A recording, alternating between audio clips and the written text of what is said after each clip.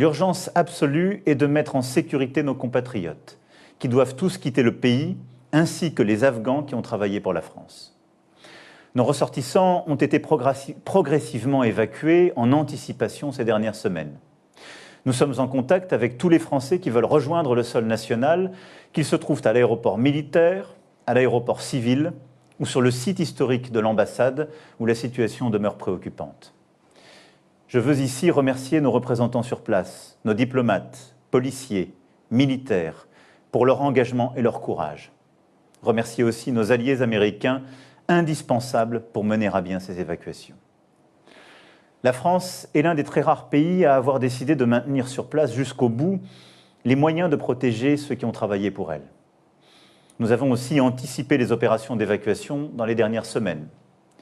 Tous les employés afghans des structures françaises qui pouvaient être menacés, ainsi que leurs familles, ce qui représente plus de 600 personnes, ont ainsi pu être accueillis et pris en charge dans de bonnes conditions dans notre pays. La France protège en ce moment le délégué de l'Union européenne et a apporté protection aux collaborateurs afghans de la représentation européenne. La France a également apporté protection et soutien à tous les personnels français d'organisations non gouvernementales souhaitant quitter le pays. Des opérations sont conduites depuis plusieurs années pour accueillir en France les personnels civils afghans qui ont travaillé pour l'armée française ainsi que leurs familles. C'est notre devoir et notre dignité de protéger ceux qui nous aident. Interprètes, chauffeurs, cuisiniers et tant d'autres. Près de 800 personnes sont d'ores et déjà sur le sol français. Plusieurs dizaines de personnes sont encore sur place qui ont aidé l'armée française et pour lesquelles nous restons pleinement mobilisés. De nombreux Afghans, défenseurs des droits, artistes, journalistes, militants sont aujourd'hui menacés en raison de leur engagement.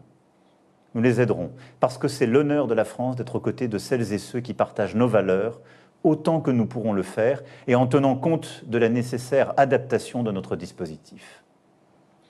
Je remercie les associations, collectifs et communes qui aideront à leur accueil. Afin de procéder à ces opérations d'évacuation qui se conduiront pas sans une étroite coordination avec les militaires américains sur place, j'ai décidé l'envoi de 2 avions militaires et de nos forces spéciales. Ils seront sur place dans les prochaines heures.